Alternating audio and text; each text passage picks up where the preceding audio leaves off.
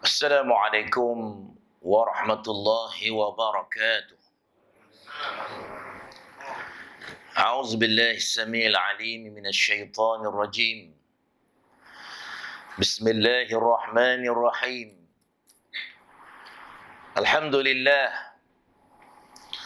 Alhamdulillahilladzi akramana bi ni'matil Islam wal iman. وأنعمنا بنعمة الاستقامة والثبات على صراطه المستقيم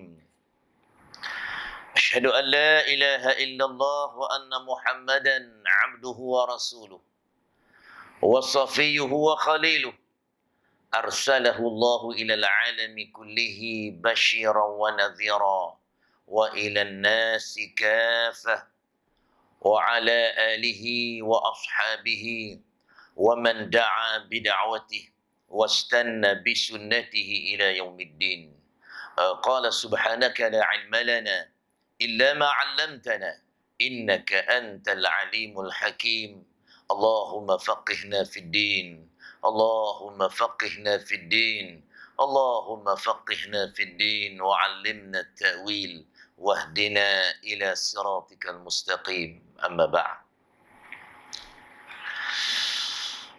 قال الله تعالى في كتابه العزيز إن الذين آمنوا والذين هاجروا وجاهدوا في سبيل الله أولئك يرجون رحمة الله والله غفور رحيم. Sesungguhnya orang-orang yang beriman serta orang-orang yang berhijrah dan berjihad di jalan Allah Subhanahu wa taala, mereka itulah orang-orang yang mengharapkan rahmat dan kasih sayang Allah, dan Allah Ta'ala Maha Pengampun lagi Maha Penyayang.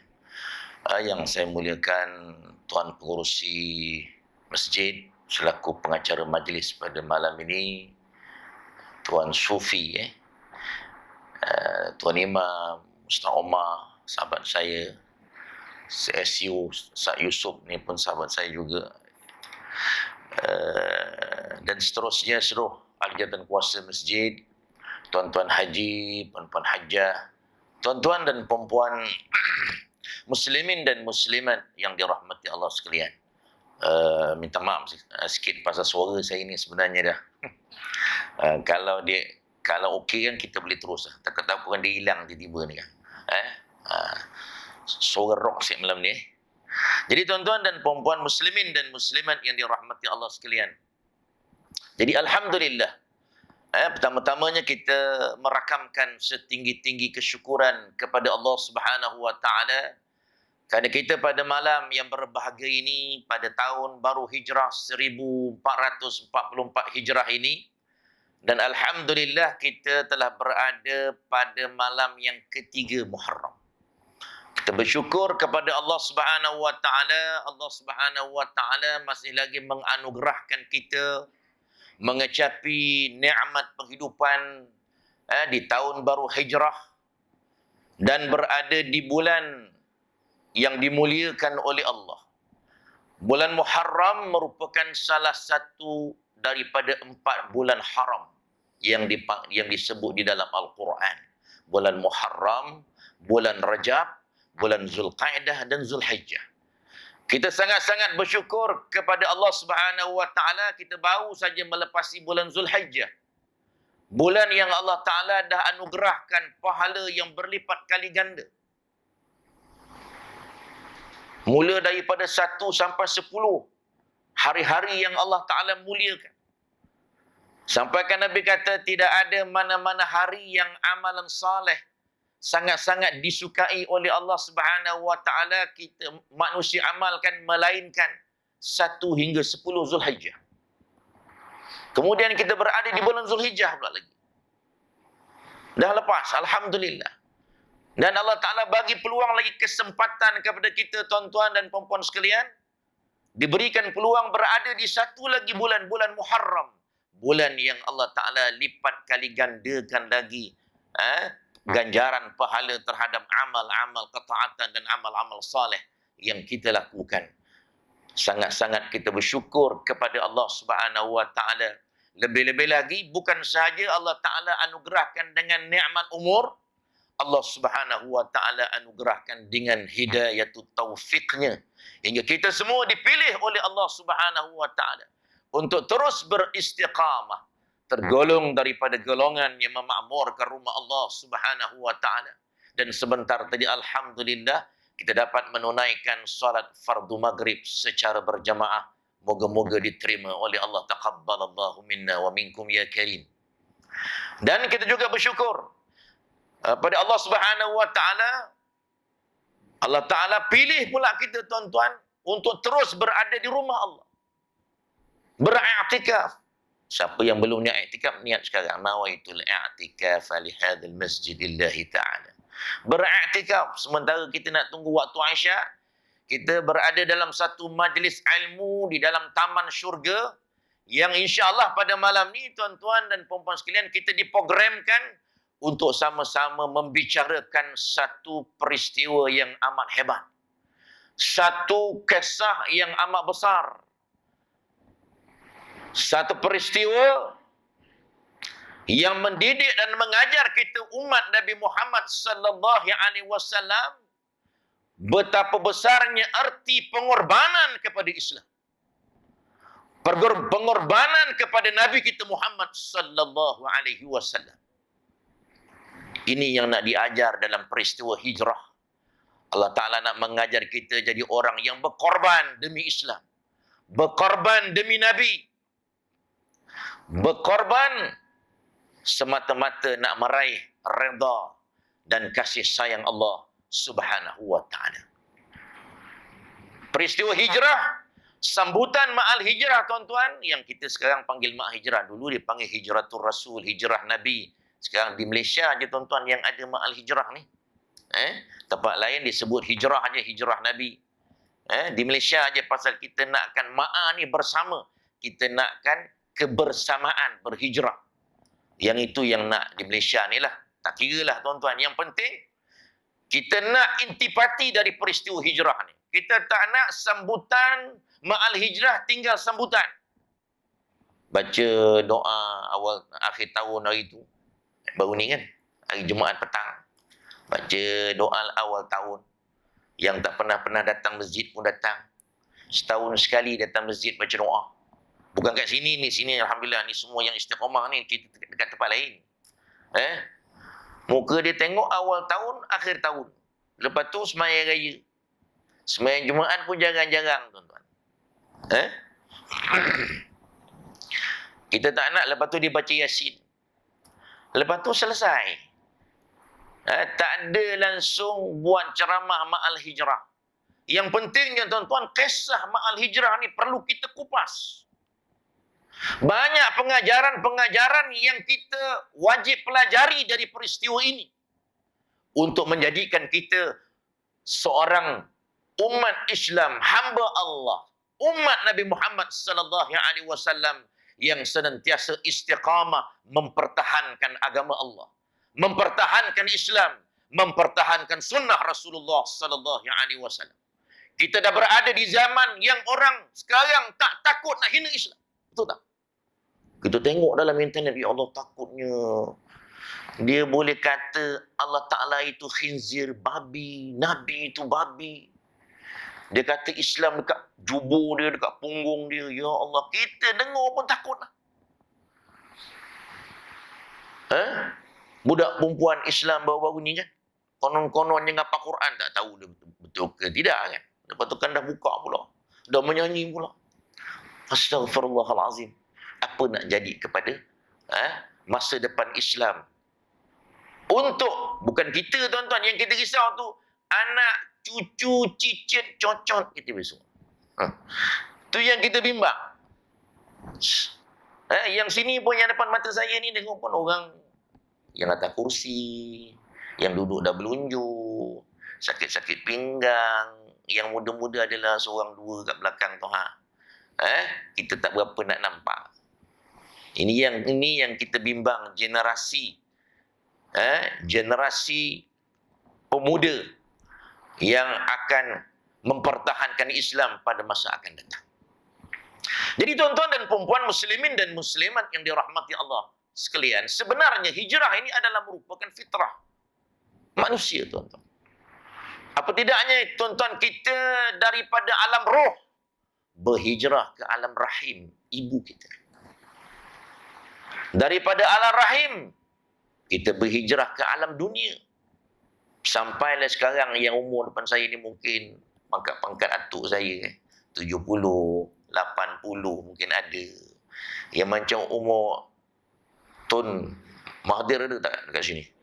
96 tahun, 97 tahun sekarang dia. Oh, masih lagi boleh masuk parlimen. Oh, subhanallah. Tuan-tuan. Jadi kita berhijrah ke alam dunia dan tak lama lagi kita akan berhijrah ke alam barzah pula. Dan tak lama selepas alam barzah kita tak akan terus tinggal dekat dalam kubur tu. Kita akan terus pergi ke alam mahsyar, alam akhirat dan seterusnya. Imma fil jannah, alhamdulillah, insya-Allah, wa imma fil nar wal iyadzu billah. Minta jauh daripada azab api neraka Allah Subhanahu wa taala. Jadi hijrah ni, tuan-tuan dan puan-puan muslimin dan muslimat yang dirahmati Allah sekalian, sebelum kita nak berbicara lebih jauh lagi, kita dah 8 suku. Berapa agak kita nak berhenti ni? Panjang cerita hijrah sampai daulah Islamiah, dirikan negara Islam. Kita tengok. Saya tengok, tuan-tuan, kalau nampak dah layu je kan kita berhentilah. Tuan-tuan nak duduk macam mana pun tak apa, tak kisah. Rasa ikut selesa masing-masing. Kalau rasa nak baring pun baring, tak ada masalah. Okey, tuan-tuan dan puan-puan muslimin dan muslimat yang dirahmati Allah sekalian. Sebelum kita nak berbicara lebih panjang tentang hijrah ni, sebelum kita nak masuk betul-betul hijrah, tuan-tuan, kita nak betulkan persepsi masyarakat kita. Kan kita menyambut ma'al hijrah ni pada bulan Muharram. Ada sesetengah masyarakat, tak tahu dari sini, mungkin tidak lah, cerita tempat lain, menganggap hijrah berlaku pada bulan Muharram. Betul ke? Betul ke? Tak, maknanya faham tu. Cuma nak beritahu kalau ada yang masih lagi tak faham, hijrah bukan berlaku pada bulan Muharram. Hijrah berlaku permulaannya pada bulan Safar. Pada bulan Safar. Nabi betul-betul keluar daripada Mekah, turun daripada Gua Thur tu pada 1 Rabiul Awal. Itu betul-betul hijrah tu. Nabi sampai di Quba pada 8 Rabiul Awal. Sampai di Yathrib di Madinah pada 12 Rabiul Awal. Tapi kenapa pula yang kita sambut bulan Muharram, kenapa tak sambut bulan Rabiul Awal? Kenapa tak sambut bulan Safar ke kan? Ni dia, tuan-tuan, kerana apa? Saya nak beritahu di sini sebenarnya sebelum daripada kedatangan Islam, sejak ada zaman jahiliyah lagi, tuan-tuan, Islam ni tidak ada kalender. Belum ada takwim lagi. Yang adanya Masihi. 610 Masihi, wahyu pertama diturunkan di Gua Hira. Nabi berhijrah tahun 622 Masihi. Jadi orang-orang zaman dulu nak mengingati sesuatu peristiwa, contoh, Nabi kita Muhammad SAW dilahirkan bila? Dilahirkan pada tahun gajah. Nak ingatkan tahun tu, benda yang berlaku. Apakah peristiwa besar yang berlaku pada ketika itu? Contohnya Nabi kita Muhammad SAW dilahirkan 12 Rabiul Awal pada tahun gajah. Tahun gajah, pasal peristiwa tentera Abraham menyerang Kaabah berlaku 50 hari sebelum kelahiran baginda sallallahu alaihi wasallam. Jadi orang zaman-zaman dulu nak ingat sesuatu tahun bila, maka dia ingat apakah peristiwa besar yang berlaku pada ketika itu. Jadi belum ada kalender hijrah lagi. Timbulnya kalender hijrah ni bila? Di zaman Sayyidina Umar Al-Khattab, khalifah yang dipanggil khalifah yang menyebabkan Islam pada masa itu terkenal gilang gemilang pada masa itu. 10 tahun pemerintahan Sayyidina Umar Al-Khattab. Berbincang macam mana ni? Pasal bila Sayyidina Umar dia dah mula meluaskan dakwah dia, Jadi berhubung dengan raja-raja nak berdakwah, bila hantar surat, orang zaman dulu nak hantar surat, dia ada cop mohon. Zaman Nabi pun dah ada cop tu. Nabi dah mula buat dah. Pasal Nabi dah mula berdakwah ke Raja Rom, Parsi apa semua. Tapi zaman Sayyidina Umar, orang kafir tuan-tuan, bila dia hantar surat daripada mana-mana kerajaan, cop mohon tu dia ada tarikh, ada tahun. Jadi Islam tak ada tahun. Tak ada tahun apa ni. Jadi nak ingat ni surat ni bila sampai, tahun bila, tahun bila dah susah. Sebab itu timbulnya idea dan cadangan untuk buat kalender takwim hijrah. Mula-mula lah fikir kita nak mula daripada tahun apa ni. Ada yang bagi cadangan kita mulakan dengan tahun kelahiran Rasulullah SAW. Sayyidina Umar tak setuju. Dia kata tu nanti dah jadi macam Nabi Allah Isa pula. Kan? Kalender Masihi itu. Ada yang mencadangkan kita mula pada tahun Nabi dipanggil Amul Bi'athah. Nabi dilantik sebagai Nabi dan Rasul. Pun Nabi Sayyidina Umar tak setuju. Akhirnya macam-macam pandangan. Sayyidina Umar setuju dengan pandangan kita mulakan dengan tahun bermulanya hijrah Rasulullah SAW. Lepas tu duk fikir pula, bulan apa kita nak mula ni? Bulan memang dah ada dah daripada awal. Daripada penciptaan langit dan bumi, bulan ni dah ada dah tuan-tuan. Bulan Muharram, Safar ni semua dah ada dah. Bulan ni memang dah ada dah. Jadi kita nak letak bulan apa? Ada yang kata kita, yang bagi cadangan kat Sayyidina Umar, kita letak mula bulan pertama dalam kalender hijrah ialah bulan Ramadan. Sayyidina Umar tak setuju. Tak boleh tadi, aku tak setuju dah. Ada yang kata macam-macam bulan. Akhirnya Sayyidina Umar bersetuju kita ambil bulan Muharram. Kerana apa? Kerana orang baru balik daripada haji. Dah ada semangat baru. Dah dapat suntikan motivasi masa pergi haji. Dah dibersihkan daripada dosa-dosa macam bayi-bayi yang dilahirkan. Maka kalender hijrah bermula daripada bulan Muharram. Sebab itulah kita menyambut Ma'al Hijrah. Seluruh dunia menyambut Ma'al Hijrah bermula pada bulan Muharram. Itu cerita dia yang pertama sekali. Jadi tuan-tuan dan puan-puan muslimin dan muslimat yang dirahmati Allah sekalian. Bila kita berbicara pasal hijrah ni tuan-tuan dan puan-puan muslimin dan muslimat yang dirahmati Allah sekalian, sebenarnya hijrah ni memang sengaja Allah Subhanahu wa taala tetapkan, takdirkan berlaku kepada Nabi kita Muhammad sallallahu alaihi wasallam. Hijrah ni tuan-tuan, peristiwa hijrah tak sama dengan peristiwa Isra' dan Mi'raj. Isra' dan Mi'raj satu peristiwa besar juga.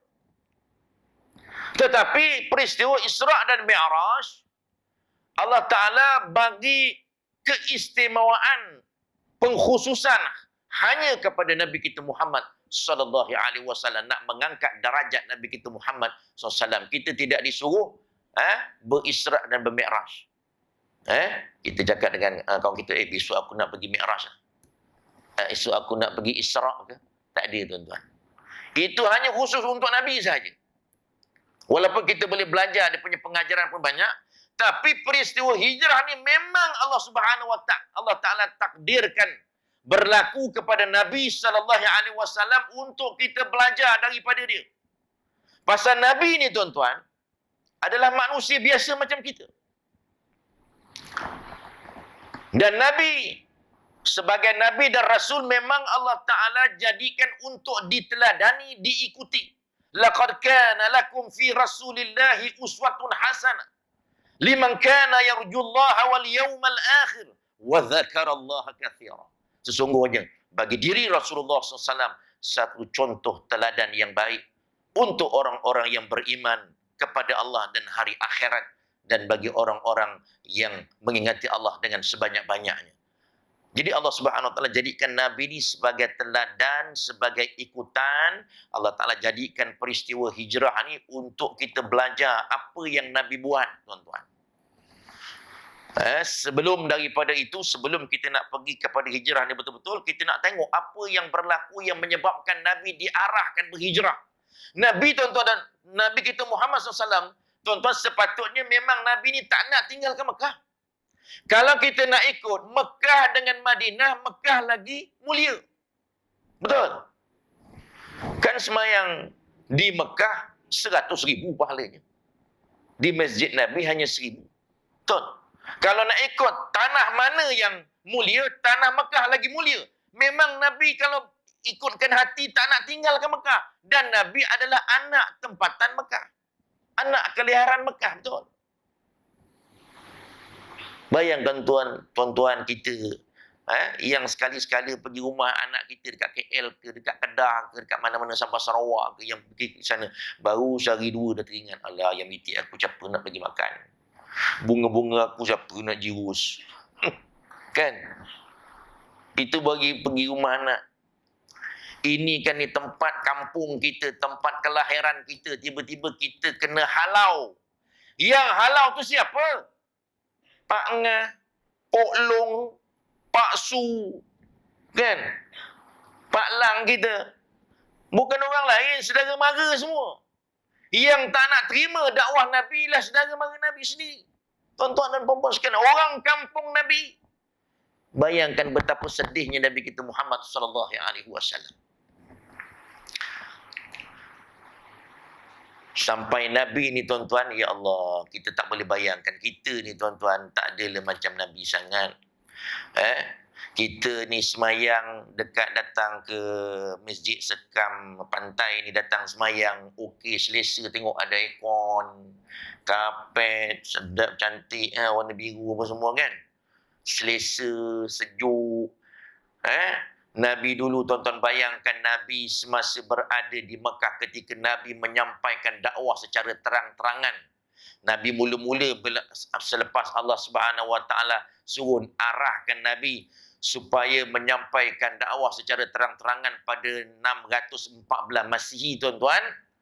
Nabi mula-mula sekali Nabi pergi, tak cakap lagi, tunjuk je pergi semayang dekat Kaabah.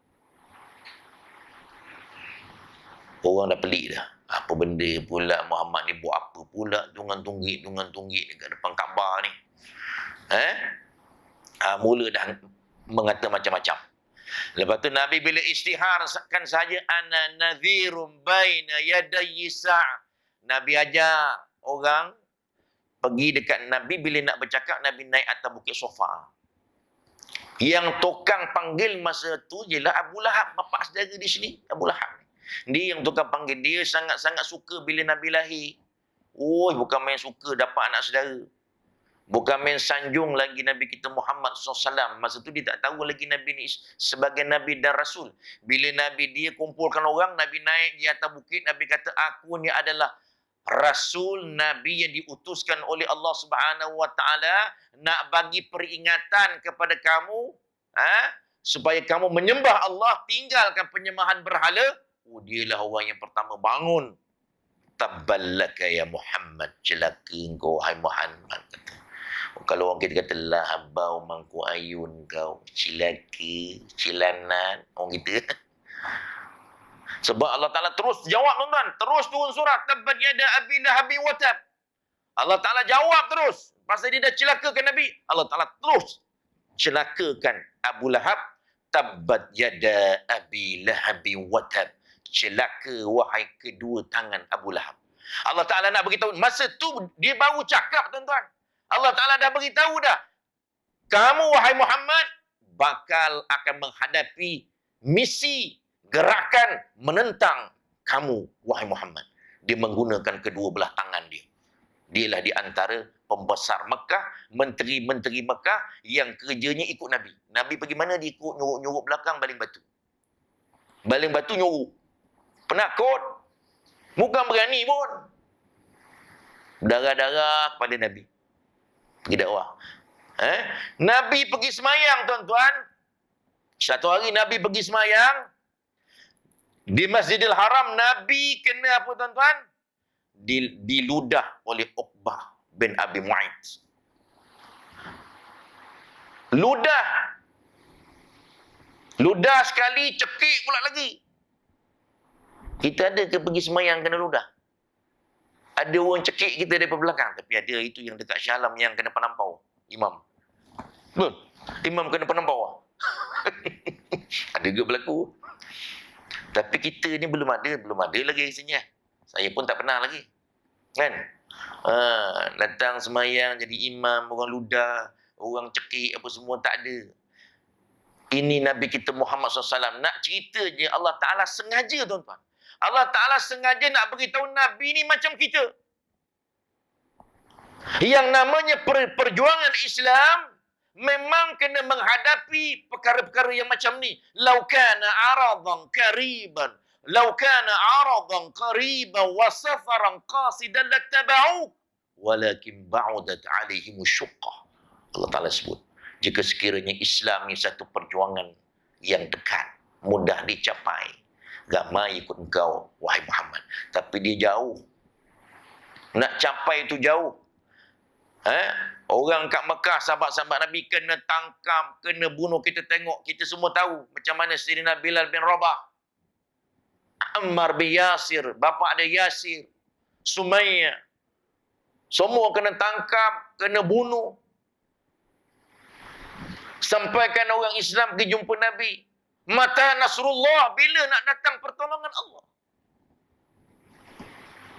Tuan-tuan dan puan-puan sekalian. Jadi kita nak cerita bahawa yang namanya dakwah Islam ni memang inilah yang bakal kita akan hadapi sebagai orang yang menyampaikan dakwah, yang nak melaksanakan Islam, yang nak berpegang dengan Islam, yang nak beramal dengan Islam. Ini yang kita akan hadapi. Pasal Nabi lagi teruk, Allah Ta'ala dah sebut dah. Asyaddul bala'u al-anbiya. Orang yang paling teruk kena bala ialah Nabi-Nabi. Kenapa Nabi-Nabi ni Allah Ta'ala tak halang, tuan-tuan? Kalau ikutlah, kalau kita fikir daripada segi logik, kan Nabi ni kekasih Allah. Apa salahnya bila Abu Lahab baling je batu, tiba-tiba batu tu jadi tamar. Boleh makan pula. Siap sambut, makan dia masuk dalam mulut. Boleh je. Tapi Allah Ta'ala tak bagi macam tu. Allah Ta'ala nak begitu. Kalau Nabi pun sanggup berdarah demi Islam, kamu lebih-lebih lagi.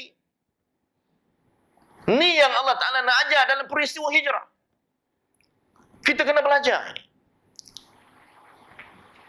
Kita kena belajar, tuan-tuan.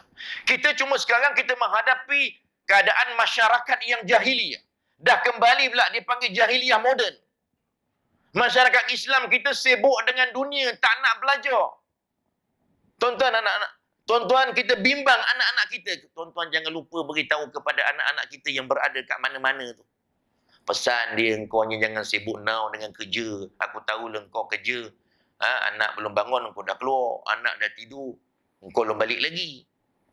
Kan? Hari Sabtu Ahad tu datanglah belajar kat taman yang kau duduk tu, ada kelas-kelas pengajian, pergilah sembahyang jemaah. Beritahu anak-anak kita, tuan-tuan. Solat kena jaga.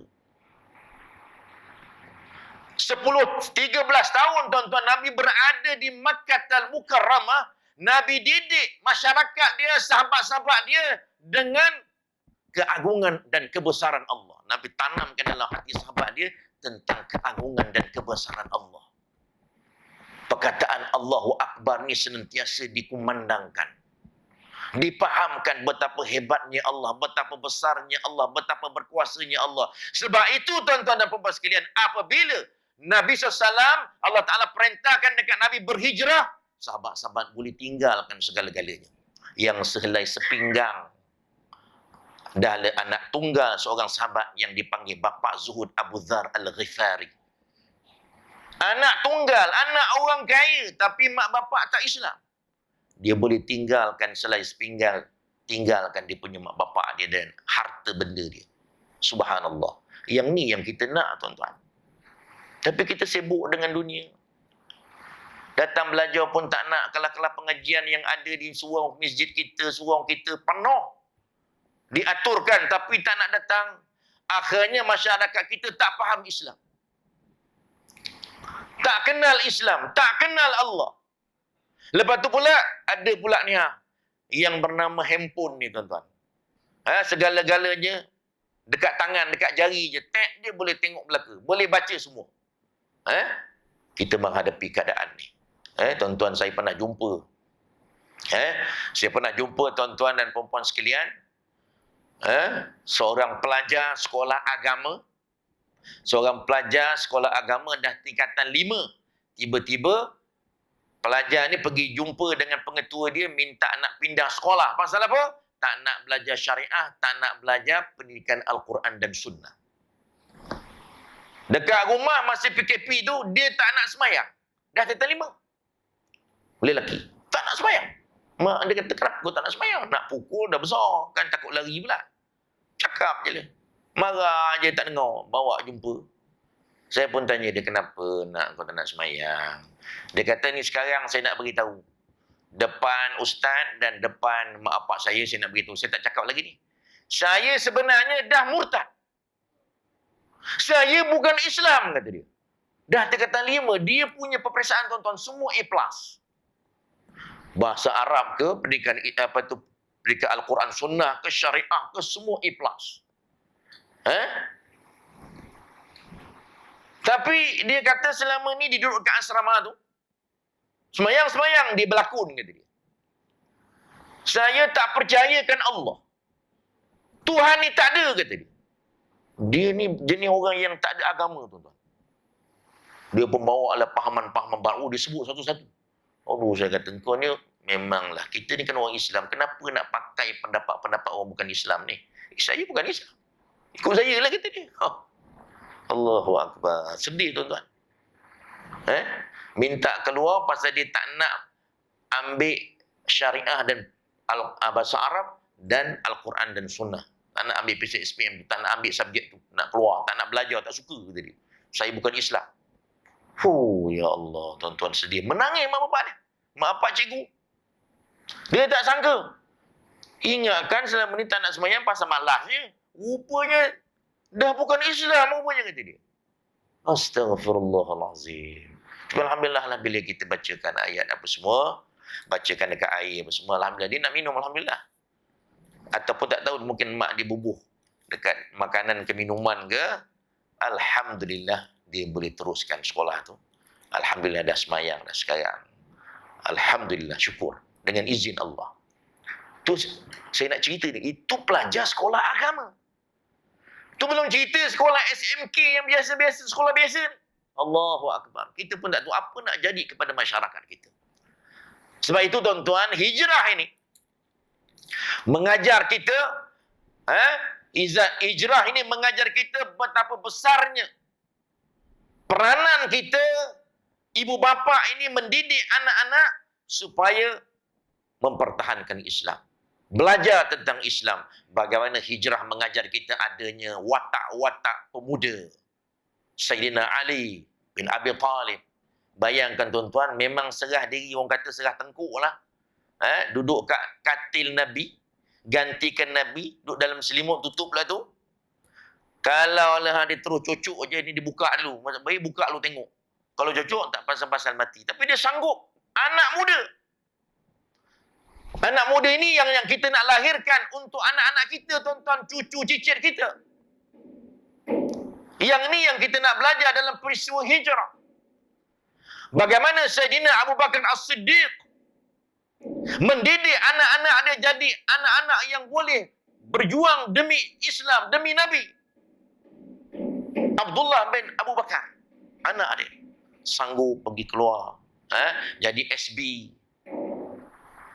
Anak adik Asma bintu Abu Bakar, perempuan mengandung 7 bulan. Bayangkan, tuan-tuan, pergi panjat bukit. Kalau tuan-tuan biasa pergi ke Mekah, siapa yang pernah panjat Gua Sur? Tinggi, tuan-tuan. Orang perempuan mengandung 7 bulan. Bawa kiri kanan makan dan minuman, hantar dekat Nabi dengan bapa dia, Sayyidina Abu Bakar. Bayangkan. Dia pun sampaikan digelar sebagai seorang yang namanya Zatun Nitaqain. Orang yang mempunyai 2 pengikat tali pinggang. Pasal dia, orang dulu kan dia, seluar dia diikat dengan kain. Kain tu dibelah 2 untuk ikat makanan. Satu ikat pinggang ni, satu ikat makan bawa naik atas bukit dalam keadaan mengandung. Generasi inilah yang kita nak wujudkan dalam keluarga kita, tuan-tuan. Generasi yang faham Islam. Generasi yang sanggup berjuang demi Islam dan demi Nabi sallallahu alaihi wasallam. Tapi kita tengok masyarakat kita sibuk dengan handphone, budak-budak kita. Umur mengundi dah turun jadi umur 18 tahun kan. Tengok esok apa-apa jadi bila umur 18 tahun ni pergi mengundi. Siapa yang dia nak undi ni besok? Ni bukan cerita pasal politik, pasal tuan-tuan, kemuncak kepada hijrah ialah pembinaan sebuah negara Islam. Pentingnya kita masyarakat faham betapa pentingnya di sebuah negara itu diwujudkan sebuah negara yang mendaulatkan agama Allah Subhanahu wa taala untuk mendapat rahmat dan keredaan daripada sisi Tuhan, daripada sisi Allah Subhanahu wa taala. Baldatun thayyibatun wa rabbun ghafur. Sebuah negara yang aman damai dan mendapat keampunan daripada sisi Tuhannya yang Maha Pengampun. Ni yang kita nak.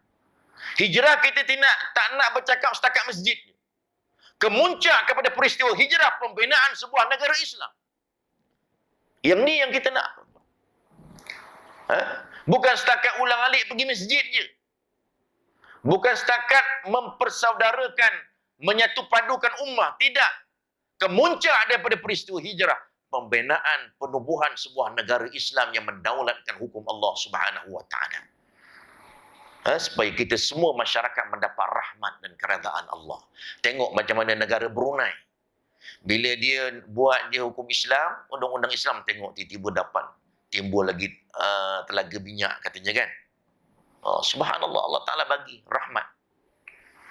Jadi tuan-tuan dan perempuan muslimin dan muslimat yang dirahmati Allah sekalian, sebenarnya hijrah Allah Ta'ala nak mengajar kita makna kita sanggup meninggalkan masyarakat yang tidak beriman. Yang Allah Ta'ala suruh Nabi berhijrah tu bukan kerana negara. Kalau nak kira negara, saya dah sebut tadi, kalau nak kira negara, dah tentulah Mekah lebih mulia daripada Madinah. Betul? Allah Ta'ala suruh berhijrah kerana masyarakatnya masyarakat yang tidak beriman. Hukumnya berhijrah itu wajib. Apabila kita berada dalam satu negara yang masyarakatnya tidak benarkan kita untuk beribadah. Nak semayang pun tak boleh. Orang perempuan nak pakai tudung pun tak boleh. Sedangkan itu aurat yang perlu dijaga. Maka kita wajib pada masa itu Islam, orang Islam berhijrah daripada negara itu. Itu dia panggil hijrah wajib. Sebab itu, Nabi sebut tuan-tuan, Al-muhajiru man hajara amma nuhya anhu. Orang yang berhijrah sebenarnya, orang yang berhijrah meninggalkan perkara-perkara yang dilarang oleh Allah Subhanahu wa taala. Itu hijrah wajib. Tinggalkan perkara-perkara yang dilarang oleh Allah Subhanahu wa taala. Kita buat hanya perkara-perkara yang diradai oleh Allah Subhanahu wa taala. Dan Nabi sebut la hijrata ba'da fathil Makkah. Tidak ada lagi penghijrahan selepas pembukaan kota Mekah. Lepas dah buka kota Mekah, tak ada hijrah lagi. Hijrah kepada kita, tuan-tuan, umat Nabi Muhammad SAW, ialah jihadun wa niyyah. Hijrah, berjihad. Berjuang bersungguh-sungguh untuk beramal dengan Islam. Berjuang bersungguh-sungguh untuk beramal dengan sunnah Rasulullah SAW. Di antaranya, masjid lah, tuan-tuan. Kita beramal sebagaimana Nabi berhijrah, tuan-tuan. Nak mula-mula sekali Nabi buat, bukan Nabi bina rumah dia, tapi Nabi buat masjid. Nabi tak sibuk nak buat rumah. Kita kalau buat taman, satu-satu taman yang baru dibuka, buat rumah dulu. Surau tak ada. Lepas tu baru cari tanah nak buat, surau, betul? Kan salah tu. Nabi mula-mula masuk, buat masjid. Mula-mula dekat Quba dulu. Lepas tu baru di Madinah, di Yathrib. Nak bercerita betapa pentingnya masjid ni. Dalam Islam, masjid adalah rumah Allah, tempat kita mengabdikan diri kepada Allah Subhanahu wa taala. Sebab itu masjid ni sangat penting untuk kita berulang-alik datang ke masjid ni, tuan-tuan. Sampaikan Nabi baru ni masa peristiwa korban. Masa korban baru ni, Nabi kata apa, tuan-tuan? Nabi kata jika sekiranya seseorang itu ada kemampuan nak korban tapi dia tak nak korban, jangan sekali-kali mendekati rumah-rumah kami, iaitu masjid-masjid kami. Macam tu sekali Nabi bagi peringatan. Tapi orang kita tak suka datang masjid. Apa kisah, kata dia. Aku bukan suka datang masjid pun. Lantak dia lah. Sebab dia tak berusaha nak korban pun. Yang dia tahu nak ambil daging korban je. Berebut-gebut. Kepala kambing, ekor lembu dah dijorokkan dalam bonet kereta dia. Dah masuk dalam gaga motor dia. Tak dapat daging, kecil hati. Langsung dah tak datang lagi masjid. Allahu Akbar. Korban tu yang Allah Ta'ala tengok. Bukan Allah Ta'ala. La yanalallahu luhumaha wala dima'aha walakin yanaluhu taqwa. Yang Allah Ta'ala nak tengok sekali-kali kata Allah, aku bukan nakkan daging kau tu.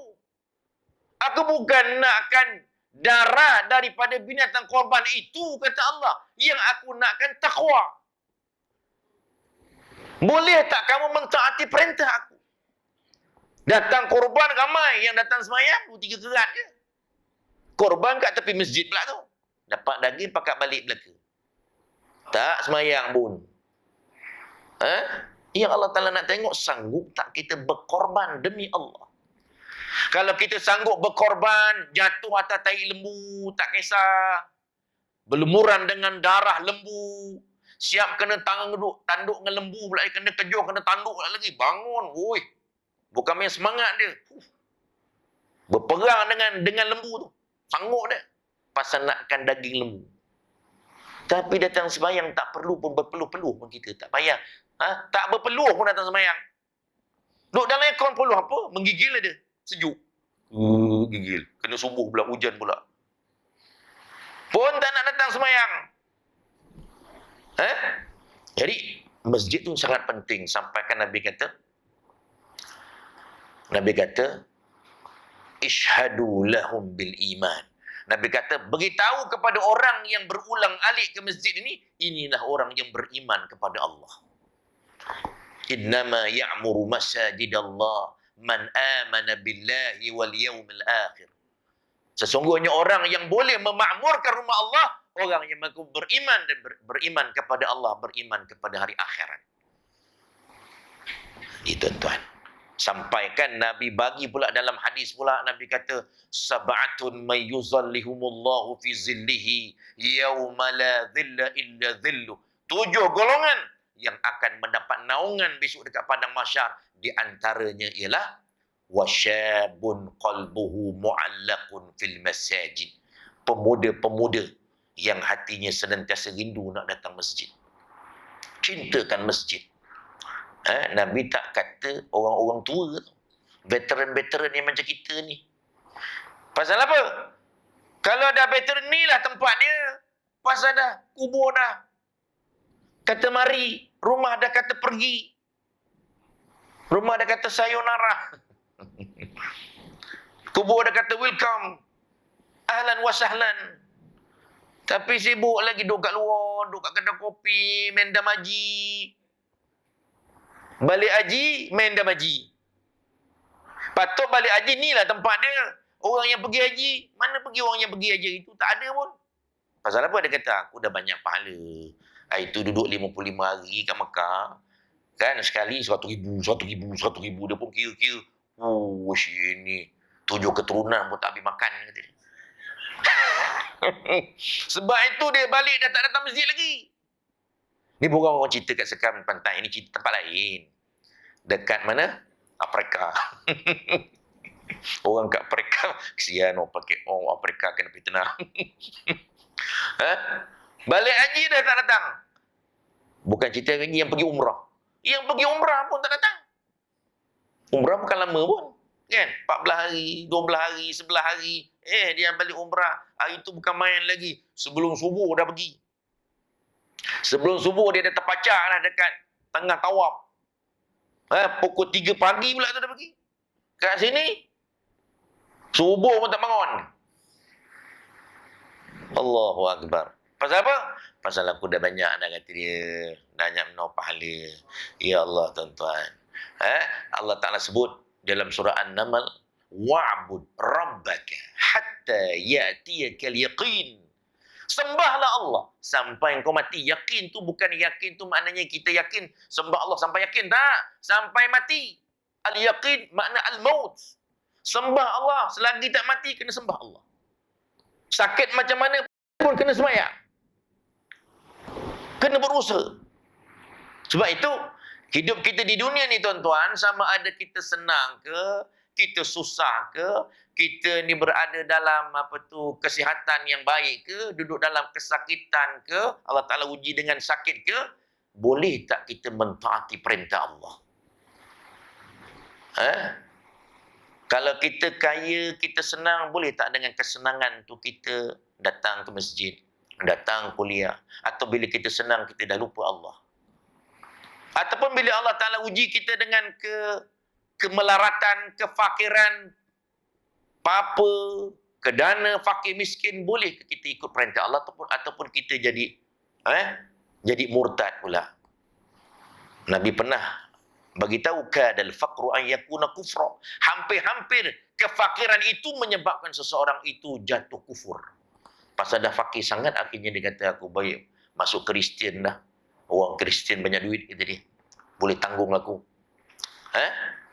Jadi tuan-tuan dan perempuan muslimin dan muslimat yang dirahmati Allah sekalian, jadi dalam peristiwa hijrah, perkara yang pertama selepas kita, Allah Ta'ala nak ajar erti pengorbanan, Allah Ta'ala nak suruh kita tarbiyah, didik ahli keluarga kita menjadi insan yang sanggup berkorban untuk Allah, berkorban untuk Nabi, berkorban untuk Islam.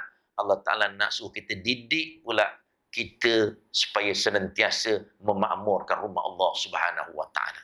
Makmurkan rumah Allah. Senantiasa suka datang ke masjid. Kalau memang dah datang, kalau biasa asyik masbuk je, tahun baru hijrah ni kita kena tanamkan satu tekad, satu niat, aku nak dapatkan takbiratul ihram yang pertama, takbiratul ula dia panggil. Nabi bagi special offer. Kita ni tuan-tuan bersyukur jadi umat Nabi Muhammad SAW. Pasal apa?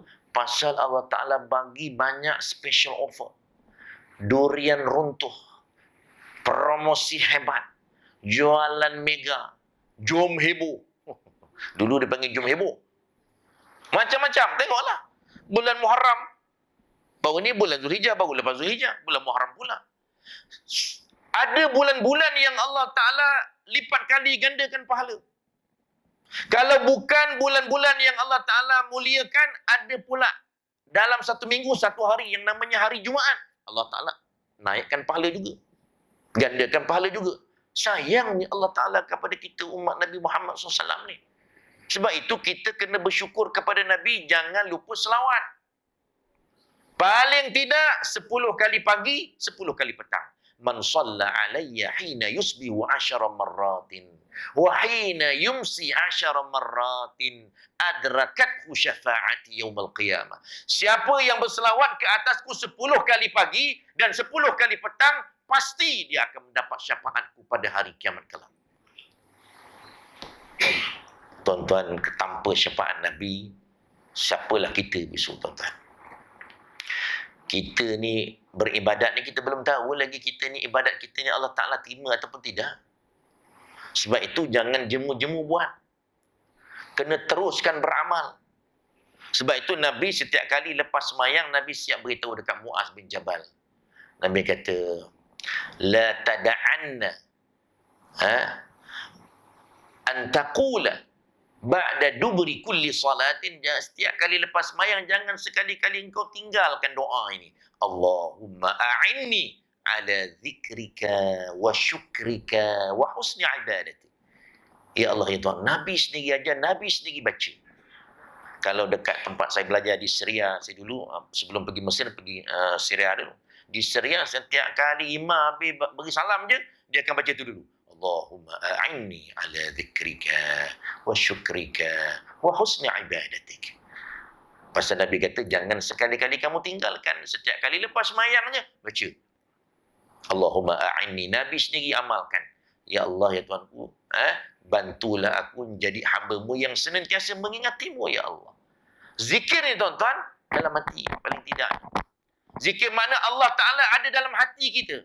Zikir bukan makna kita sebut nama Allah. Dalam hati ada Allah pun tu dia zikir. baca Quran, berzikir, duduk dalam majlis ilmu zikir. Minta jadi orang yang Allah Ta'ala bantu senantiasa ada Allah dalam hati. Sebelum hijrah, Nabi tarbiyah sahabat-sahabat dia, ada Allah dalam hati. Letakkan kebesaran dan keagungan Allah dalam hati sahabat-sahabat dia. Sebab itu mereka sanggup mati kerana Islam. Sanggup mati kerana Nabi. Sayyidina Abu Bakar, tuan-tuan, masa mengiringi Nabi kan dia jadi sahabat Nabi, menemani Nabi. Kejap-kejap jalan belakang, kejap-kejap jalan belah kanan, kejap belah kiri, kejap belakang, kejap depan. Nabi tanya, kenapa engkau ni Bakar? Kejap depan, kejap belakang, pening pada aku lah, kata Nabi. Dia kata, aku bimbang kadang kalau aku duduk kat depan, kadang takut ada orang tikam daripada belakang. Aku duduk belakang pula, kadang takut ada orang panah daripada depan pula. Aku duduk belah depan belakang, kadang takut ada orang serang daripada kanan, daripada kiri. Jadi kejap kanan. Nampak tu tuan-tuan. Dia sanggup tubuh dia jadi galang ganti. Pastikan Nabi selamat. Pasal Nabi nak berjuang. Nak pergi Madinah. Nak kembangkan Islam lagi. Islam masa itu belum berkembang lagi. Daulat Islamiyah belum didirikan lagi. Biar dia mati tak apa. Ini yang kita nak, tuan-tuan. Hijrah mengajar kita ini. Sanggup tak kita mempertahankan? Kita tengok ada orang yang melaknat Nabi. Sanggup tak kita jadi orang yang paling tidak pun, tuan-tuan, kita benci dalam hati itu. Paling tidaklah dalam Islam Nabi kata, mar'a minkum munkaram falyughayyiru biyadihi. Kalau siapa tengok benda mungkar, yang pertama kena tegur dengan tangan. Tangan tu maknanya kuasa. Kalau tak mampu, fabilisani, dengan lidahnya. Ada platform nak bercakap, gunakan. Kalau tak dalam hati, dengan hati rasa benci, jangan kita, alah lantak dia lah, bukan dekat Melaka pun. Kat KL. Kat KL tu ada anak kita, ada cucu kita. Esok kena. Sebab itu dalam Islam, orang murtad ni, tuan-tuan, tak ada can.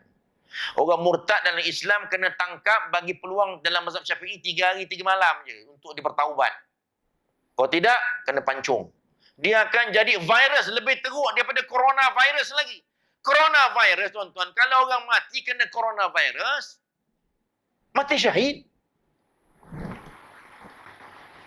Tapi kalau mati kerana virus murtad, kompom masuk neraka. Khalidina fiha abada. Kekal dalam neraka buat selama-lamanya. Ni kita bimbang, tuan-tuan. Sebab tu saya dah beritahu tadi, anak kita kena senang tukar. Jangan telefon, saya tanya cucu. Cucu aku macam mana, sihat? Itu kata demam, dah baik belum? Kita ingatkan anak kita. Kita bimbang besok, tiba-tiba, waliyahzubillah. Ni pasal berlaku. Orang bawa balik jenazah, anak kita meninggal, tuan-tuan, kita dah siap kapan, apa tiba-tiba datang band daripada gereja. Dia kata, anak awak ni tengok, ada sijil, dah masuk Kristian. Astaghfirullahalazim, inna lillahi wa inna ilaihi raji'un. Macam tadi lah, yang cerita budak sekolah agama, kita pun tak sangka. Nampak? Ini yang kita bimbang, tuan-tuan. Ini perkara ini yang kita kena ambil perhatian. Sebab itu, selepas Nabi mendirikan masjid, Nabi tubuh negara Islam. Selepas Nabi mempersaudarakan di antara Aus dan Khazraj yang kerja orang Arab sebelum itu, tuan-tuan, kerja perang je. Mekah lagi teruk. Mekah tu. Berperang, yang terhoyong-hayang minum arak, ya Allah, dan macam apa tu. Sebab Nabi, tuan-tuan, tak boleh duduk kat Mekah tu. Nabi pergi duduk dekat atas bukit, dekat Gua Hira, beruzlah. Beruzlah di situ. Kita jangan lagi nak jadi macam Nabi pula, beruzlah, duduk makan bergetih dekat Pulau Besar. Duduk dalam gua. Tak ada lagi, tidak la rabbaniyata fil Islam. Tidak ada lagi pertapaan dalam Islam. Selepas Nabi disuruh untuk menyampaikan dakwah secara terang-terangan, tidak ada lagi beruzlah. Kecuali orang yang duduk dalam negara yang bukan Islam. Dia tak boleh nak beribadat dengan sempurna bila berada di luar. Dia kena beruzlah di rumah hanya untuk menunaikan ibadah. Nak pergi luar nak ibadatkan, takut kena tangkap. Yang tu tak apa. Tapi dia kena usaha untuk wajib berhijrah ke negara lain yang memberi kebebasan untuk dia beribadah kepada Allah. Hukumnya wajib, tuan-tuan. Sementara dia boleh berpindah tu, berhijrah tu, dia buat beruzlah kat dalam rumah dulu. Nabi tak boleh tengok, ya Allah, teruknya masyarakat yang menyembah berhala. Tuan-tuan bayangkan, berhala tu ada satu berhala yang namanya Hubal. Sama tinggi dengan Kaabah. Lebih besar daripada Allat wal Uzza. Berhala ni, tuan-tuan, orang sana duk sanjung, duk sembah. Nabi kata, ya Allah, tengok tu. Katanya hebat sangat Hubal ni. Boleh tolonglah, konon dia sendiri penuh dengan tai burung. Burung berak pun tak boleh nak ngelak. Kita pula yang kena panjat, buat tangga tinggi-tinggi nak kena basuh. Kan dia tinggi. Puah nak kena basuh dia. Kejap-kejap basuh, kejap-kejap basuh. Tai burung penuh dekat atas dia. Tuhan apa macam ni? Nabi, bila Nabi cerita, orang Mekah kata, betul juga je. Yang teruk pula tu, berhala yang dibuat daripada tepung gandum. Kan? Kalau pergi mana-mana akan bawa ni. Pergi berniaga dekat Syam, dekat Yaman. Kan orang Mekah kan berniaga. Dia bawa adanya Tuhan dia. Tuhan tu kena bawa. Lepas tu kadang bila, bukan setakat bawa aja. Kadang bila makanan dah tak ada, dia cabutnya telinga si Tuhan dia ni. Dah telinga dah OKU cacat. Lepas tu kan cabut hidung. Hidung dah tak ada. Lepas tu kan cabut tangan sebelah. Tuhan OKU. So, saya normal bila teringat dia ketawa sorang-sorang. Ya Allah, teruknya aku, kata dia. Ya Allah, apa benda yang aku sembah ni dulu. Ni dia, tuan-tuan. Jadi Nabi bila cerita dekat orang kafir Quraisy, dia orang boleh terima, tuan-tuan. Betul juga, kata dia. Tapi masalahnya kita punya datuk nenek moyang kita sembah, mak bapak kita dulu sembah. Lepas tu ada pula yang datuk nenek moyang dulu tak, pembesar-pembesar Mekah pula. Menteri-menteri dah tentulah orang mulia kan. Kita ni siapa, kata dia, anak-anak. Takkanlah orang mulia nak sembah benda salah. Nampak tak? Sebab itu, kalau kita belajar dalam surah Al-Fatihah, dalam mentafsirkan waladhdallin tu, di antara ciri-ciri kesesatan apabila seseorang itu mengikut adat resam nenek moyang yang dulu-dulu yang tak betul, yang khurafat, melenggang perut, benda lah, tepung tawa, tepung tu kena tawa, tak boleh buang garam. Kan? Itu semualah. Tak apa-apa kita pun tak tahu. Mengikut je. Entahlah orang dulu buat, kita ikut je lah. Mana boleh? Kalau dah yang tak betul, tak bagi manfaat pun jangan buat. Kan? Itu ciri-ciri kesesatan. Ikut adat resam orang lama-lama yang sesat, yang salah.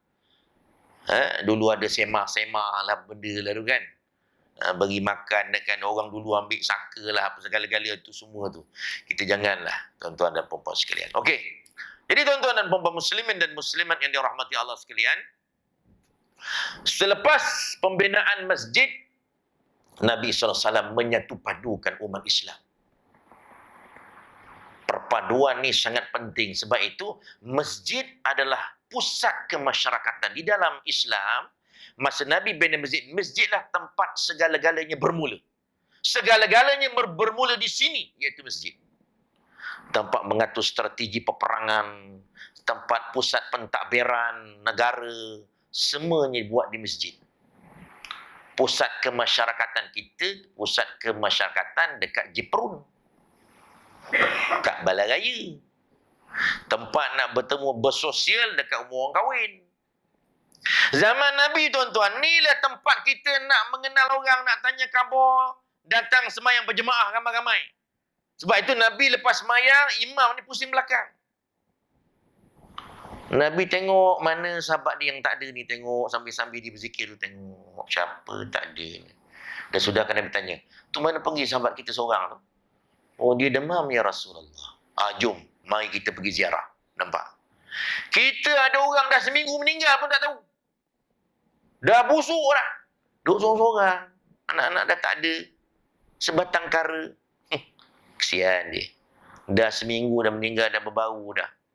Orang nak hantar daging korban. Tengok apa hal bau busuk ni. Rupanya dah meninggal. Dia tak datang masjid, mana kita tahu? Zaman kita ni, tuan-tuan, kita tak tahu. Kita kena mengembalikan balik zaman Rasulullah SAW.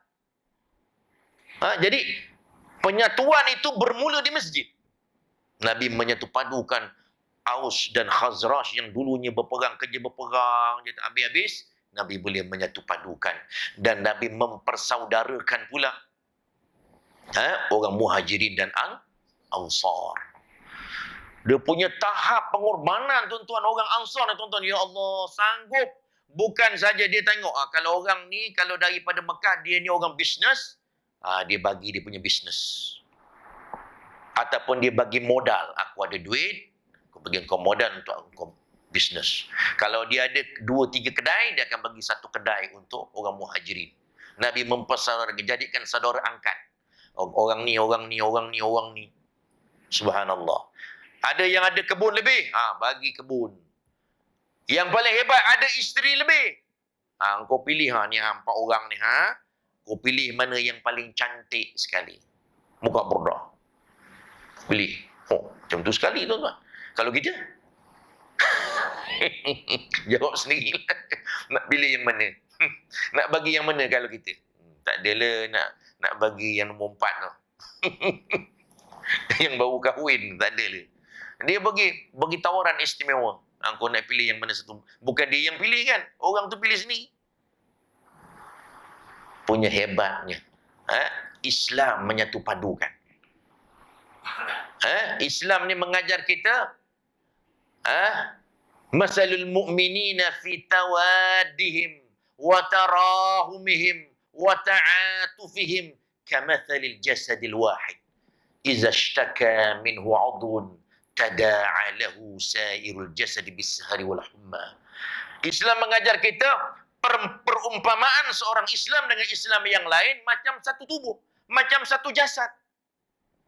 Kita kan badan kita ni kalau iza ishtaka minhu 'udhun, kalau satu tubuh rasa sakit, semua rasa sakit sampai demam-demam.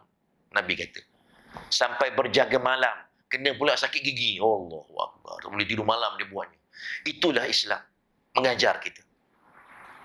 Orang Islam di mana-mana disakiti, kita terasa sakitnya. Orang Islam di mana-mana dibunuh, kita terasa macam kita pun nak kena bunuh juga. Yang tu yang kita nak rasakan, nak timbulkan perasaan tu dalam hati kita. Yang tu yang payah tu. Yang banyak buat tak kisah aja. Bukan Aiman dia yang tak kisah. Kita pun tak kisah juga. Buat tak tahu je, buat tak peduli. Orang beriman, orang yang mempedulikan hal rakan-rakan Islam yang lain sebenarnya. Hijrah mengajar kita. Berbaik-baik ini, tuan-tuan. Haramkan anak dia berkawan dengan anak orang tu 7 keturunan. Kau jangan sebut nama haji tu. Padahal sebelah rumah dia je. Esok anak dia bercinta dengan anak orang sebelah juga. Bergaduh-gaduh. Macam tu sekali. Allahu Akbar. Dan kemuncak selepas daripada peristiwa hijrah, tuan-tuan, daripada pembinaan masjid, selepas Nabi Al-Mu'akhat, Nabi buat program mempersaudarakan. Itu program yang Nabi anjurkan. Al-Mu'akhat, Al-Ikha, bainal muhajirin wal ansar, bainal Aus wal Khazraj. Nabi menubuhkan sebuah negara Islam pertama. Ini, tuan-tuan, kemuncak hijrah. Kita yang ini yang kita idam-idamkan, yang kita idam-idamkan. Nabi kata yaumun fi imamin adilin khairun min ibadati sittina sana. Satu hari kamu merasai untuk hidup dalam sebuah kerajaan yang melaksanakan Islam, imam yang adil yang melaksanakan hukum-hukum Islam lebih baik daripada kamu beribadat selama 60 tahun. Allahu Akbar. Yang tu kita nak doa pada Allah. Bangun malam sembahyang tahajud, berdoa pada Allah. Jangan sampai kita jadi macam dulu. Diambil, dipegang oleh orang-orang yang bukan Islam negara kita ni, bercampur kan. Walaupun tak lama, Berapa lama itu dia minta? 22 bulan kan? 22 bulan je. Tapi macam-macam dia boleh ubah dalam struktur negara kita. Mahkamah syariah dah tak ada power lagi tuan-tuan. Mahkamah sibil lagi hebat daripada mahkamah syariah. Keputusan mahkamah syariah boleh dibatalkan oleh mahkamah sibil, mahkamah persekutuan. Kan teruk tu. Ni yang kita bimbang. Jadi kita nak mendaulatkan hukum Allah Subhanahu Wa Taala untuk menjadi sebuah negara yang dirahmati, diberkati, yang mendapat keampunan daripada sisi Allah Subhanahu Wa Taala. Nabi tuan-tuan melaksanakan piagam Madinah, melaksanakan Islam, hukum Islam dalam keadaan masyarakat majmuk. Orang kita kata dia punya hujah dia tak boleh. Kita kan masyarakat majmuk, ada orang kafir semua ada, macam mana nak buat kan? Nabi buat boleh. Dekat Nabi tu Yahudi ada macam-macam Yahudi ada. Bani Qainuqa, Bani Quraizah, Bani Nadir, macam-macam Yahudi ada. Yang Kristian pun ada. Tapi Nabi tetap boleh laksanakan hukum Islam. Itu dia tuan-tuan. Yang akhirnya dakwah ni berkembang. Islam makin berkembang ke seluruh dunia. 1/3 dunia. Ini yang kita nak ambil peristiwa hijrah ni tuan-tuan. Inilah yang paling pentingnya. Pembinaan sebuah negara Islam.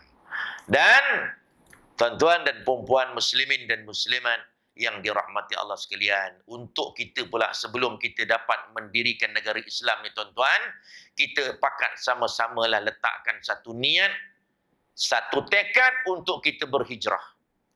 Pasal Nabi dah kata tidak ada lagi penghijrahan. Penghijrahan kita adalah jihad dan niat.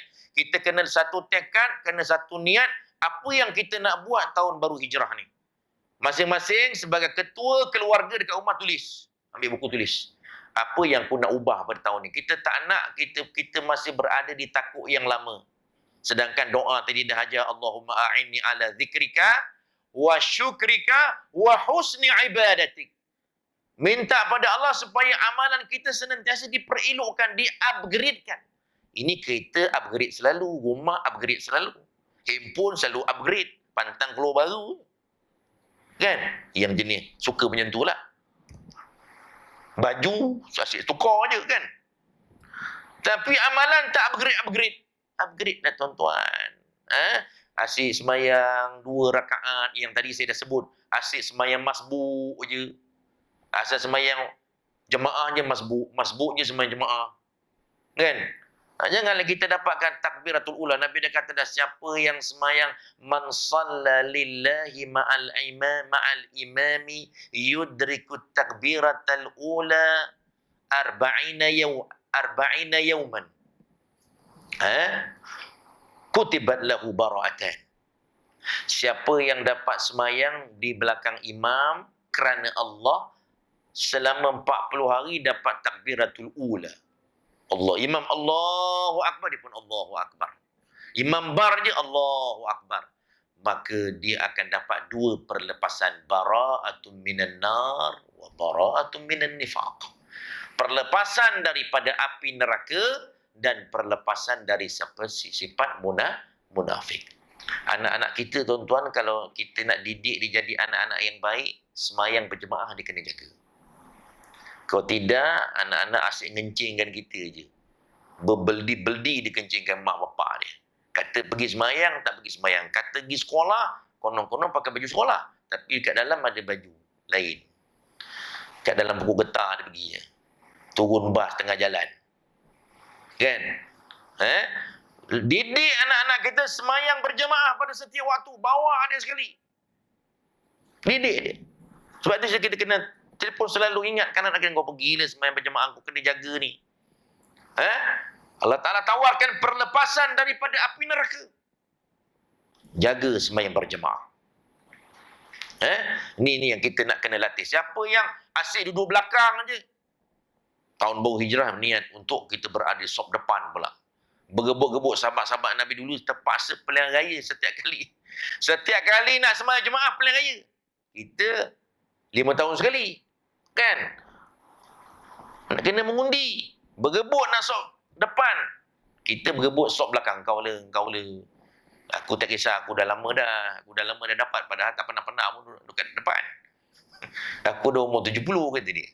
Kan? Bagi orang muda pula. Padahal dulu pun sama juga.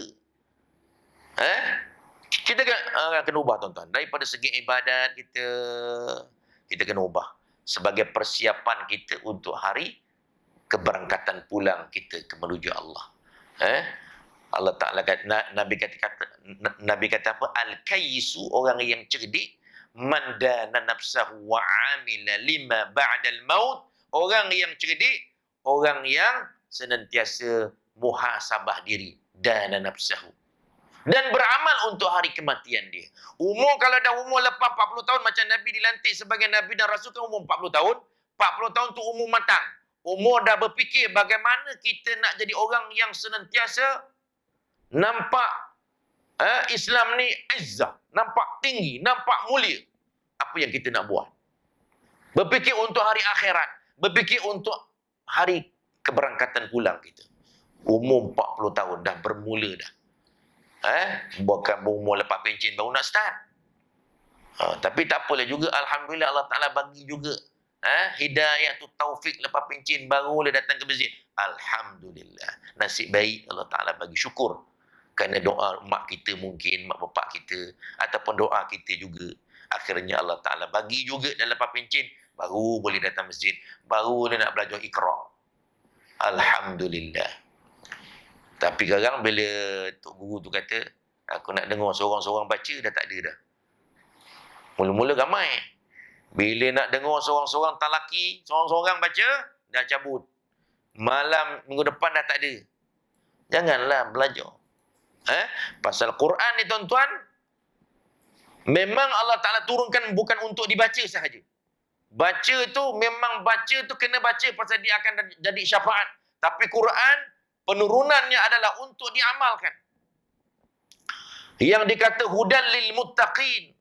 Alif lam mim dzalikal kitabu la raiba fi hudan lil muttaqin. Ada 3 syarat bagaimana Al-Quran bertindak memberi hidayah kepada orang yang bertakwa. Ada 3 syarat. Yang pertama, Al-Quranu qiraatan atau tilawatan. Quran kena belajar baca. Nak baca kena belajar baca dulu. Kerana Al-Quran besok, Iqra'ul Qur'an fa innahu syafi'an li ashabi. Fa innahu ya'ti yaumal qiyamati syafi'an li ashabi. Bacalah Quran, kerana Quran akan jadi pemberi syafaat kepada tuannya pada hari kiamat kelak. Itu yang pertama. Yang kedua, Al-Qur'anu tadabburan wa fahman. Kena tadabbur, kena faham, kena tadabbur. Kena kita memahami Al-Quran. Macam mana Sayyidina Umar Al-Khattab, walaupun seorang yang hati kering. Sayyidina Umar ni tuan-tuan hati kering tau. Kan dalam peristiwa hijrah, Nabi hijrah nyuruh-nyuruh sembunyi-sembunyi. Dia tak. Berdiri, duduk ke atas Kaabah, buat satu pengumuman. Pengisytiharan. Siapa yang nak bini dia janda? Siapa yang nak anak dia jadi yatim? Tunggu aku dekat depan sana. Aku nak hijrah dengan Rasulullah. Tak ada siapa berani tu kan.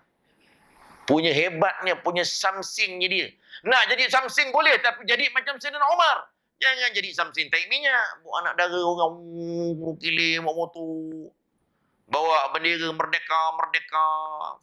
Mayangnya tidak. Jadi orang samsing mempertahankan Islam. Yang tu yang kita nak, ini yang diajar oleh dalam peristiwa hijrah. Itu dia tuan-tuan dan puan-puan sekalian. Okey, jadi Quran kita kena faham, belajar faham, baca dan faham. Kalau tidak nanti kita akan terjebak dengan satu ancaman Nabi. Nabi kata, kam min qari'il Quran wal Quranu yal'anu. Berapa ramai orang boleh baca Quran tapi Quran melaknat dia. Setiap malam Jumaat baca Yasin tapi Yasin melaknat dia pasal dia tak faham apa yang Yasin tegur dia. Apa yang Yasin cakap, dia tak faham. Yang ketiga, untuk Al-Quran menjadi hidayah dalam kehidupan kita, Al-Quranu amaliyan wa tatbiqan. Quran wa hukman. Quran adalah diamalkan, dipraktikkan dalam kehidupan dan dijadikan sebagai undang-undang yang mentadbir kita. Al-Quran yang mengatur penghidupan kita, Al-Quran yang mentadbir kita, bukan kita yang mengarahkan Quran. Engkau Quran, kau duduk sini je, kau jangan bergerak-gerak. Duduk kat dalam rak je. Quran di sini, Quran yang mentadbir kita, yang mengatur penghidupan kita. Itu yang sebenarnya. Itulah dia tuan-tuan dan puan-puan, sama-samalah kita letakkan satu tekad, satu azam untuk kita berubah jadi yang lebih baik. Pastikan hari ini lebih baik daripada hari semalam. Nabi kata mangkana yaumuhu khairan min amsihi fahuwa rabihun wa falihun. Siapa yang hari ini lebih baik daripada hari semalam, orang ni orang yang berjaya, orang yang beruntung. Tapi wa man kana yaumuhu misla amsihi aw aswa min amsihi wa huwa zalimun. Orang yang hari ini lebih teruk daripada hari semalam, ini orang yang zalim untuk diri dia sendiri. Berapa ramai orang, tuan-tuan, yang zalim ni kadang-kadang dia bukan zalimkan orang lain, dia tak kacau orang, tapi dia zalim diri dia sendiri. Semayang tidak, tak nak belajar baca Quran, tak nak belajar kelas-kelas pengajian, sibuk dengan dunia, dia tak fikir pun hari kematian dia. Tak fikir besok apa dia nak jawab depan Allah Subhanahu Wa Taala. Apa nak jawab dekat dalam kubur besok bila ditanya dengan soalan-soalan yang telah ditalkin ke atas kubur tu. Atas kubur kemarin lagi kita ajar kan? Jawablah dengan berani, dengan tegas, jangan takut. Ditanya, ma rabbuka, jawablah Allahu Rabbi. Agak boleh jawab. Kalau orang tengah, Allahu Akbar, Allahu Akbar. Ayam gulik. Tuhan ni siapa? Ayam gulik lah Rabbi besok. Ayam gulik Rabbi. Orang pergi semayang, dia pergi bawa anak pergi makan dekat kedai makan. Allahu Akbar. Sedih kita tengok Allah Ta'ala dah uji kita dengan pandemik, dengan coronavirus. Sepatutnya dengan ujian itu kita makin ramai datang masjid ni. Sepatutnya macam tu. Ini dah uji macam-macam dengan coronavirus lah, dengan baru ni dengan penyakit kuku dan mulut ni. Kuku dan mulut apa semua. Lepas tu kena dengan banjirnya. Orang kita tetap macam tu, tak berubah-ubah dulu, kini dan selamanya. Janganlah macam tu, dulu, kini dan selamanya. Dulu, kini dan dulu yang tak betul kita jangan kita tinggalkan. Kini kita kena perbetulkan, dan yang akan datang selamanya kita terus berubah, berhijrah jadi orang yang lebih baik, orang yang lebih baik dan lebih baik untuk mendapat keredaan daripada sisi Allah Subhanahu Wa Taala. Jadi saya itu sahajalah insya-Allah apa yang boleh diperkatakan pada malam ini. Minta maaf banyak-banyak tuan-tuan, ambil masa sikit. Yang paling penting hijrah ni sama-samalah kita buat satu perubahan. Perubahan untuk sama-sama kita jadi umat Nabi Muhammad sallallahu alaihi wasallam yang senantiasa beramal dengan Islam, beramal dengan sunnah, dengan cara kita mempelajari. Kita kena belajar sunnah Nabi, belajar Islam. Bila kita dah faham, kita akan jadi orang yang senantiasa mempertahankan Islam, mempertahankan sunnah Nabi sallallahu alaihi wasallam. Kita semua senantiasa memohon hidayah atau taufik daripada Allah Subhanahu Wa Taala agar kita sama-sama besok mendapat syafaat daripada Nabi kita Muhammad SAW di padang mahsyar kelak, dan dikenali oleh Nabi kita sebagai umatnya, dan seterusnya dapat syafaat daripada baginda SAW, dan akhirnya dapat memasuki syurga Al-Firdaus bersama-sama dengan Nabi kita Muhammad sallallahu alaihi wasallam dengan rahmat dan kasih sayang daripada sisi Allah Subhanahu Wa Taala. Itu sahaja. Minta maaf banyak-banyak kalau terkasar bahasa, kalau terkasar bahasa, terkejut-terkejut dengan suara terjerit-jerit. Minta maaf banyak-banyak. Alhamdulillah, moga-moga kita semua dirahmati, diberkati oleh Allah Subhanahu Wa Taala. Kita akhiri ceramah kita pada malam ini dengan sama-sama kita meradah tangan berdoa kepada Allah Subhanahu Wa Taala insya-Allah. Auzubillahi samil alim minasyaitonir rajim. Bismillahirrahmanirrahim. Alhamdulillahi rabbil alamin.